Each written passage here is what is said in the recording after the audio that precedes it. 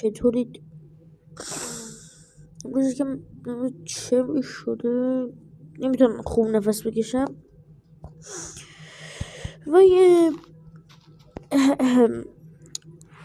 یه دونه خبر بد دارم که شاید همتونم بدونید و بعضیاتون ندونید. خب من در مورد که چرا ویدیو نگرفتم چند روز و نمیخوام حرف بزنم. بچه خیلی دماغم بد کیپ. خب داخل که من خوب شد.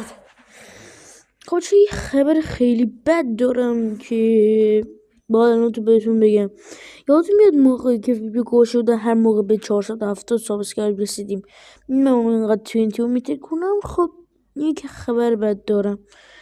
من بچه فامیلم اومده بود خونمون و میدونستم که همه بچه فامیلانم بدبختن خونمون. بعد یهو دیدم داره به گوشم دست میزنه. من بدبختم که وقتی بچه بود دارم رو گوشم بهش میگفتم بازی کنه سمم نمیریخت و هیچ کاری نمیکرد، ولی الان رفته ولی وقتی رفت گوشمو باز کرد مثلا رمزمو تغییر ندادم هیچی، گوشمو باز کرد رفت اون چه میگن ماینکرافت و گفت بیا 2 نفره بازی کنیم توی ماینکرافت. همتون میدیم که 2 نفره بازی کنیم توی ماینکرافت. من خرم که هر کی خواست تو کامنت رو بنویسه وقتی خر هر فوشی خواستید بنویسید، من حق دارید، شما خیلی حق دارید. من خر گفتم باشه. ماینکرافتی که توش مپ همه چی مپام بود اون مپ TNT بود و حذف کردم.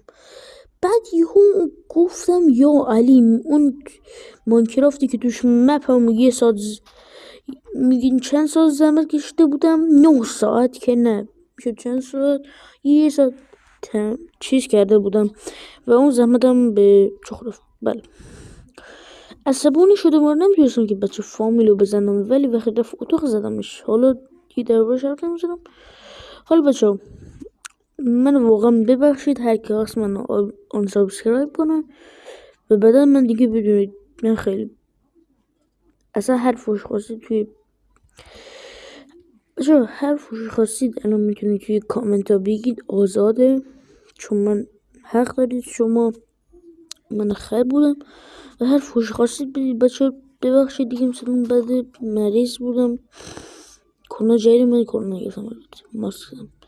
خب بچه مرسی که اینجا ویدیو بدید. هر موقع خواستم پرنیجه بودم یه ویدیوی جدید بود شما میگم امیدوارم شما حال کنید. بچه ولی دوباره عذرخواهی میکنم ببخشید که مپمو از بین بردم. حالا شاید بعضیتون ببخشید شاید هم نه.